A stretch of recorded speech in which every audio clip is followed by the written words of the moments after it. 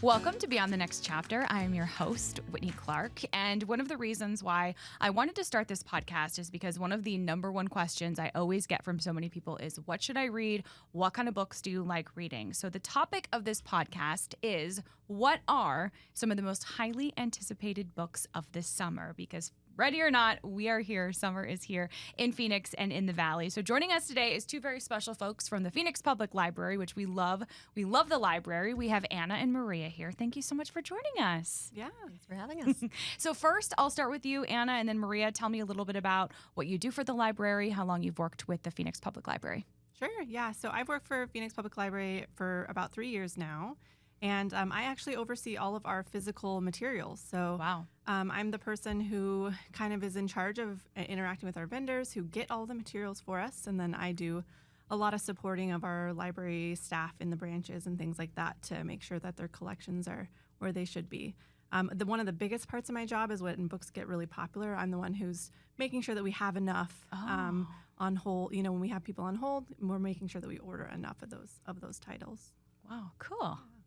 Awesome. And I'm the community relations manager. So my job is to tell Phoenix about all the amazing resources at your local library, which is completely free, from business workshops to free fresh food to checking out simply books, movies, DVDs, whatever you need.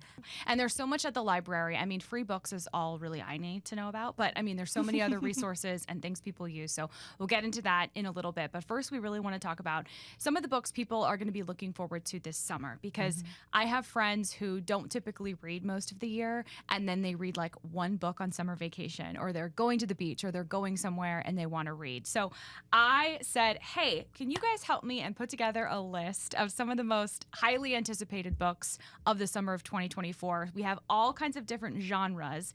Anna, you were so kind to help put this together. So let's kind of start from the sort of top here. We have literary fiction, we have romantasy, we have nonfiction. One of the books that I hear a lot about on Book Talk, and I've read the first one, is The Housemaid is Watching. And this one is the author, Frida McFadden, I believe is her name, has just become hugely popular. She has, yeah. And like you said, on Book Talk, she kind of exploded a few years back. So, excuse me. That's okay. So this is actually something, if you've read the first two, there's two others in the Housemaid series. And it starts out with Millie's the character in the Housemaid book, and she goes and she's a maid. She's like an ex-convict, and so you don't really know her story. And she goes and she finds out that she also doesn't really know the family story that she's working for. And a lot of things happen. It's a definite thriller, gets people really sucked in. And I think that that's why they've gotten so popular. So then when one person reads it, they post on Book Talk, and then other people are interested. This one, though, it's actually, I think it's like 11 years later. She's not a maid anymore. She married the landscaper. And they have their own house and family. So, but then the neighbors, there's some sort of mystery there, and it's like takes you on a thriller adventure on what exactly she's discovering and they're discovering about her. So yeah. What is it? Book Talk is. I feel like I'm not stuck on Book Talk because I enjoy seeing what people are reading. How would you describe that sort of phenomenon to folks who maybe aren't on TikTok or familiar with it? You know, we have, like, someone like myself, like, I do a lot of reading, and it's my job to know what books are, really popular coming out. But then there's some books that I call kind of like, they just come out of nowhere, right? And I would say Frida McFadden was definitely one of those, where she had a slight following, some popularity with people.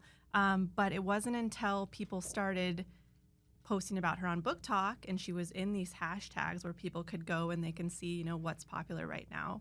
What's the best thriller to be reading right now? That's when she really took off. So, like, some of her books actually weren't even in print anymore. Oh my gosh! Wow. Yeah, we've had to get them after they've been reprinted. And then she's had obviously these newer series that have caught on with a lot of her readers. So, did the first Housemaid book, did that come out like years ago? Do you know? That one. Oh, I think it came out in like 2020 maybe. Okay. Yeah, not that long ago. But she's written many series. She's a prolific writer. Yeah, and I will say I read the first Housemaid book, and I think what was it's just so easy to read. It's very like fast. It's very Definitely. fast paced. It's one Yeah. of those books that like if you're just trying to get into reading again, which a lot of adults are, I would suggest that because it's just like a page turner. There's really nothing else to say about it. For sure. Yeah. That's why you were talking about people that just like read maybe one book during the summer. Yeah. If you want a really fast book that's going to like suck you in, she's the type of writer where I definitely point them towards her. Yeah. Okay, cool. So what about The Bright Sword? This is one that I hadn't heard about yet. I'm sorry, I'm making you shuffle around that's- on your notes. that's I'm like okay. going totally out of order. No worries. So The Bright Sword, that's by Lev Grossman, and this was set to come out July 16th. It's definitely a historical fantasy type of genre, and it's kind of being coined the first major Arthurian epic of the new millennium. So one of the things that drew me to the book is that George R.R. Martin has a blurb on it, which sometimes, I don't know if you're familiar, on the back of a book, there's other really famous writers that have read the book and are saying what they think about it. And he said that it is utterly enchanting. So, that in and of itself is going to hopefully grab some readers that are fans of his, fans of Game of Thrones, things like that. And what it's about, like I said, it's Arthurian. So it has like an oddball cast of Round Table knights that are set to rebuild Camelot after King Arthur has died. And, there's duels, there's quests that they go on, battles, magic, all that kind of stuff. And then, of course, there's like monsters, old gods, fairies. It's very much fantasy, but it has that historical element to it, which I think is a very specific genre that a lot of people love. So it's really has a lot of hype, like LitHub, which is a really great source if anyone's interested. They do a lot of great kind of anticipated reads. Today, the Today Show, Los Angeles Times, a lot of different entities are saying that it's going to be a really big hit. How big of an impact do blurbs have on you? Like if you see a blurb from like somebody like George R.R. Martin, like is that something that will get you to read it, like just without really a lot of questions asked, or do you need a little bit more? I would need more than that. Yeah, like for me personally, but I know for some people, like if that's their favorite author and they're telling you like this book is going to be great, that's a really great sign off on that title. So for me personally, I would want to know, obviously, like I'd want to have some interest in the book on my own, but yeah, it's a good kind of like if you're on the fence, hey, they loved it, I bet I will too. So what kind of books do you guys like to read in your free time and your off time? So I read a lot of literary fiction. I also really love some nonfiction, memoir, really kind of like specific nonfiction about obscure topics can be really interesting if they're written well, kind of like the Mary Roach type of authors. And then I'm also, in my position, I'm one of the people that specializes in our children's and teen materials. So I read a lot of children's and teen books. I also have 2 young kids, so lots and lots of picture books. Love picture books, and always have recommendations for those. A lot of nonfiction biographies. I also saw you recently had Christina Estes on your podcast. That's one of my to-do lists for this summer because we want to support local authors to talk about Arizona and uplift them.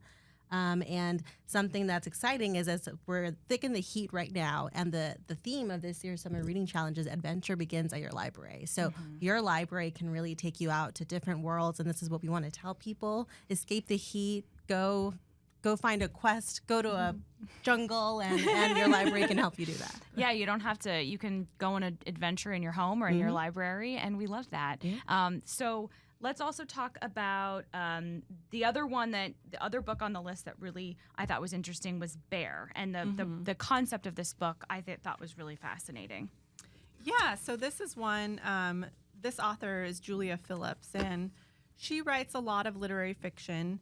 And some of her other titles have been really popular, but this one's set to come out June 25th. And the premise of the book is it's 2 sisters who are like, I believe they're like in their 20s, maybe early 30s, and they live with their dying mother in an island off of the coast of Washington. So they're living like a really simple life as they take care of their mother.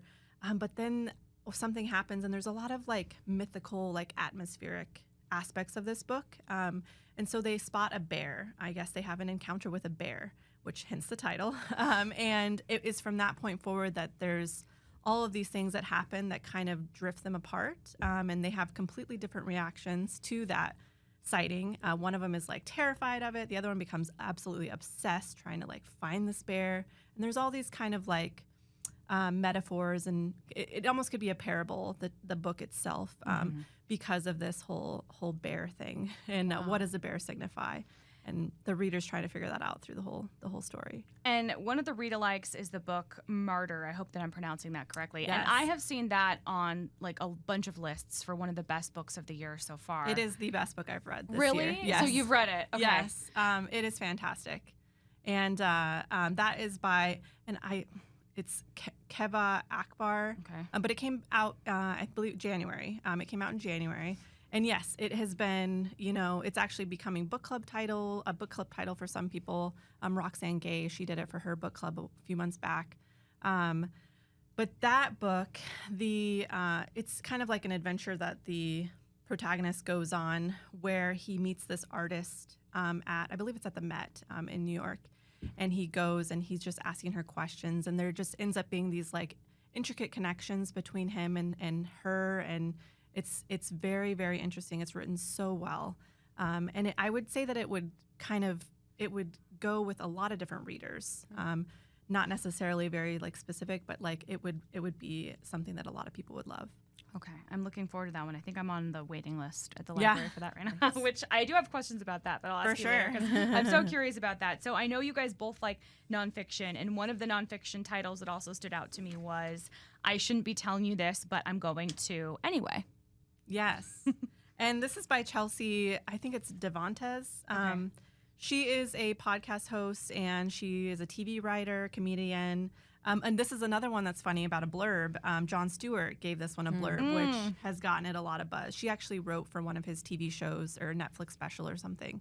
But he said I forget what the blurb is, but he basically said it's great, right? It's this wonderful book. But it's a memoir where she's telling her story, obviously, but she breaks it apart into essays. So it's a memoir in essay form. And each essay is sort of like an homage to a woman in her life that has been really instrumental in making her who she is. And I guess there's a little bit of, I don't know all about it, but there's a little bit of drama about the book because there was a story that she told that had to be redacted, which is really interesting. I don't know, the full details about that, but I guess they gave her the option, do you want to edit and change everything, which would push back the pub date and all of that, or do you want to just redact? And she chose to redact. Okay. And I guess she's talked about that. But yes, yeah, so it's really funny, conversational. If people liked the, what's it called? I'm Glad My Mom Died. That's one I would say is a read-alike to this one, or Crying in H Mart. Those are definitely, if you were a reader of those, this would be one that you would like. And I know you. I just mentioned that earlier, so now that's added to my list as well. So you read Crying in H Mart, and that I read that one as well. And I usually listen to a lot of nonfiction because I love nonfiction when it's read by the author. I listened to I'm Glad My Mom Died, and I'm so glad I listened to that one because it was such a powerful story, and hearing it actually from her was incredible. What did you think about Crying in H Mart? Why do you think that's just resonated with so many people and is still so popular with readers?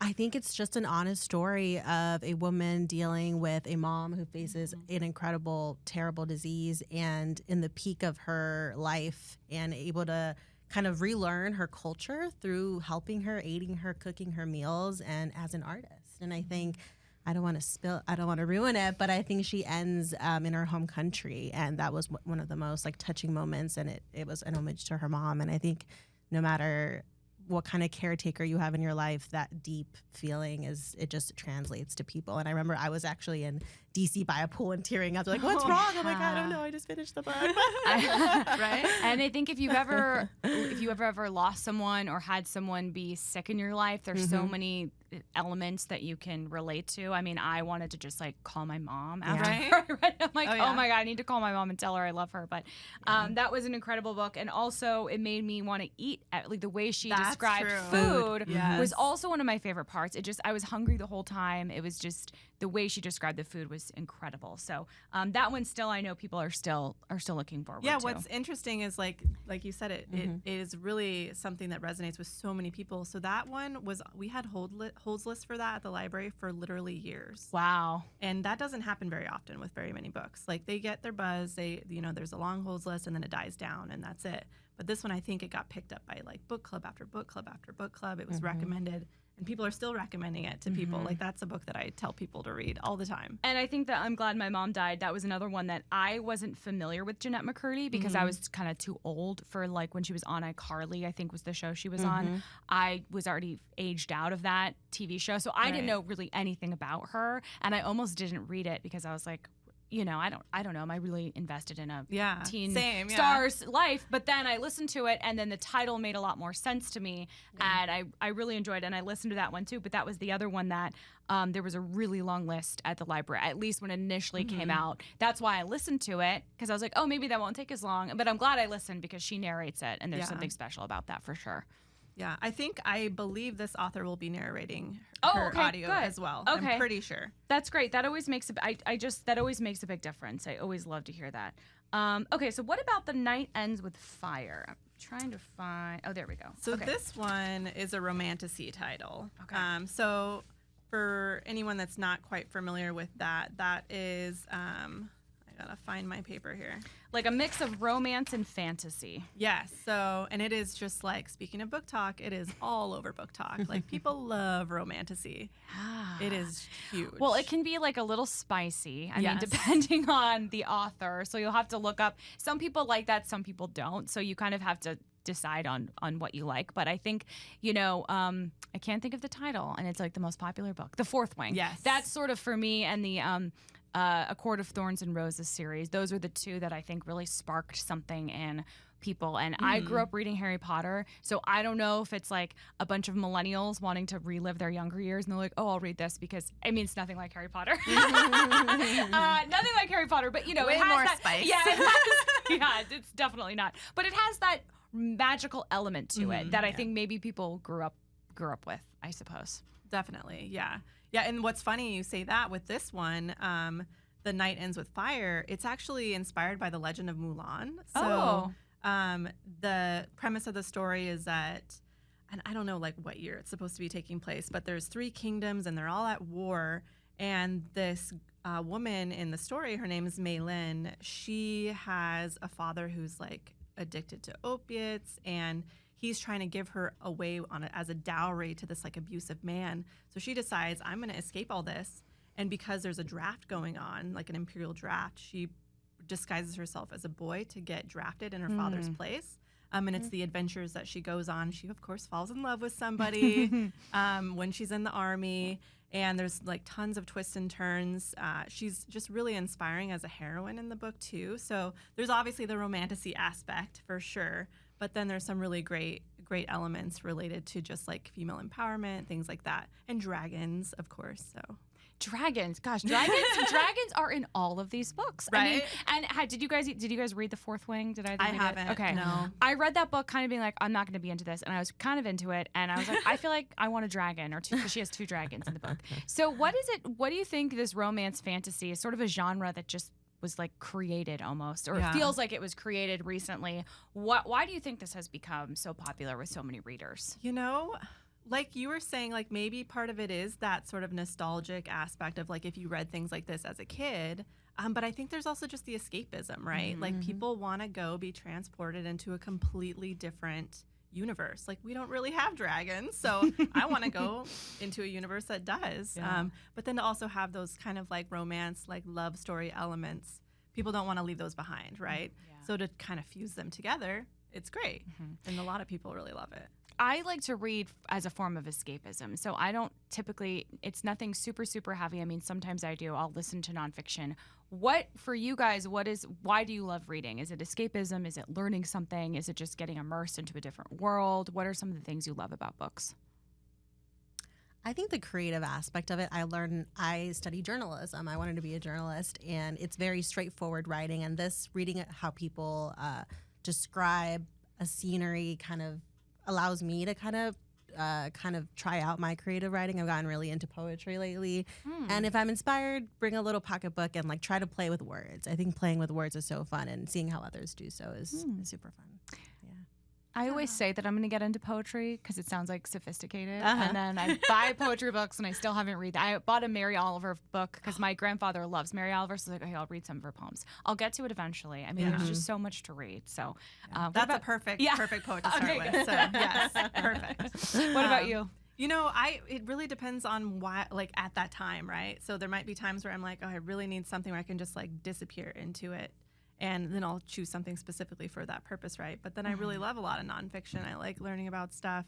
I really like stuff that's kind of very much in terms of like where we are right now in the world and politics and all of that, our climate, stuff like that. So that's another aspect of it. And then I one of the big reasons that I read is modeling for my kids to read, which as a library, we're really big on that. So like I read on all different formats, but I really like to have a physical book just so my kids can see that I'm reading a physical book because it really helps with their love of reading. As a librarian, were you hesitant to get a Kindle or an e-reader, or do you have one at all? I do not have one. I use my phone though. I read a ton on my phone. Oh, okay. Yeah. I've just never have gone and gotten a Kindle or anything. Through like the Libby app? Mm-hmm. Okay. Yep. Cool. Yeah.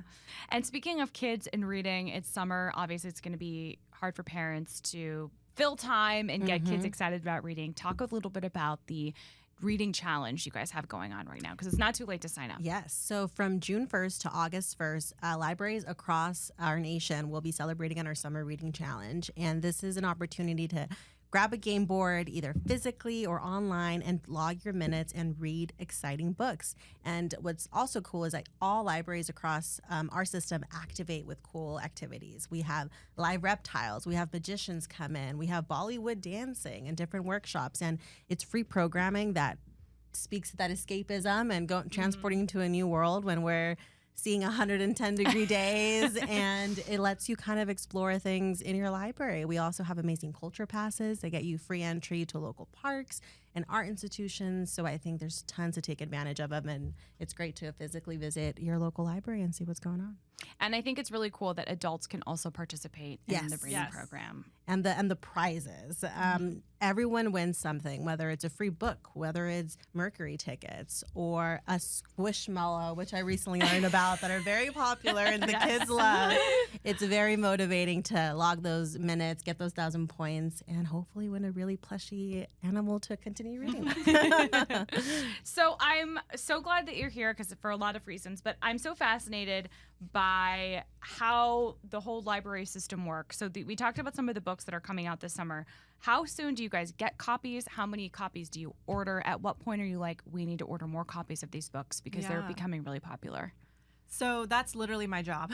So part of it is that we work with vendors. We have multiple vendors throughout our ordering process where they are doing some of the selection for us. So the stuff that like is a no-brainer for libraries to have, they're usually things selected by our vendors, and they have a whole sophisticated process where it gets put through algorithms, and it's looking at all these different data points to see, what did this type of title circulate like in the past, and where should it go, meaning like which library branch should it get put at, and then we're giving kind of like a number. Okay, we should order 8 copies of this, but then maybe it blows up on Book Talk, right? And I'm the one who's monitoring these lists and reports where I can see, 200 people have it on hold. We do not have enough copies, and we order more copies at that time. But normally for things that have publication dates that people are really anticipating, we're trying to get those out as soon as possible. So either on that, it's called a street date. So on that street date, we try to make sure that those are fulfilling holds. Sometimes it really depends. If we have a ton of backlog, we only have so many staff members working on that stuff, so it might take a little bit longer. And then things where they don't necessarily have holds on them and they aren't as anticipated, they can sometimes be a little bit after that street date. So for someone like, for example, like Kristen Hanna came out with The Women this year, as we mentioned. Yes. That was like a highly anticipated book. People were looking forward to it. Could you put a hold on the book in advance? Oh, so yeah. like you can put it in advance. You can go into the system and do that already. Okay. For sure, yeah. So with stuff like that, we're trying to get into our system 6 months prior to the publication date. Okay. It can vary between 3 and 6 months. So like with that title, it had holds on it like literally when it was put on order. So as soon as we have it on order in the system, you're good to put holds on it. Yeah, that one is a tricky one too, because sometimes the publishers don't even know that there's going to be such a demand, and they're really kind of limiting how much they print.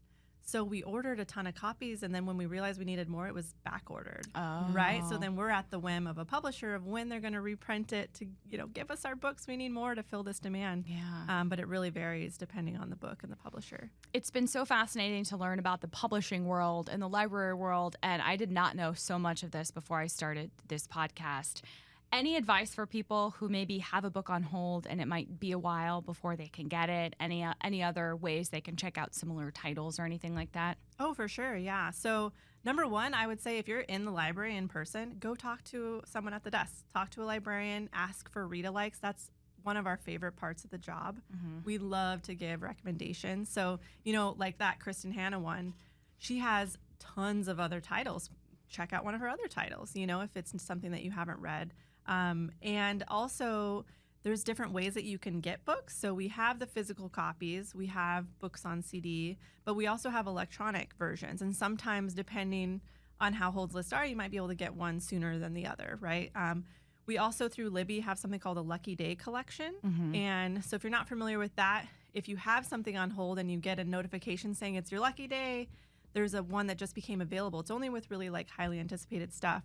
If you get it right away, you can get that one, and you're basically jumping the holds list. Yeah, but there's only a limited amount that we have of those, and you only have a certain chunk of time to go and claim it. And if you don't, it goes on to the next person, and so on. Okay. Yeah. So here we are, very beginning of the summer. It's technically actually not even summer in Arizona, but it feels like summer. What, anything else you want people to know, parents, families, just readers in general, about the library this summer?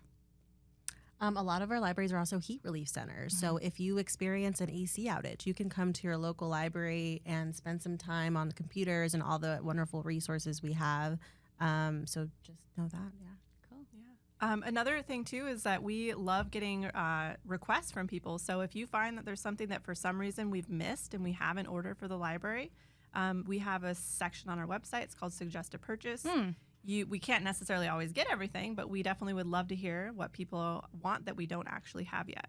Okay, cool. Awesome. So we talked about a lot of different books. Anna made a great list covering all kinds of different genres, so we'll be sure to add this on our website as well. And thank you guys both for coming in. This was so fun. We love talking about reading and books and getting kids and families and everyone excited, so we appreciate it. Thank you. Thank you, guys.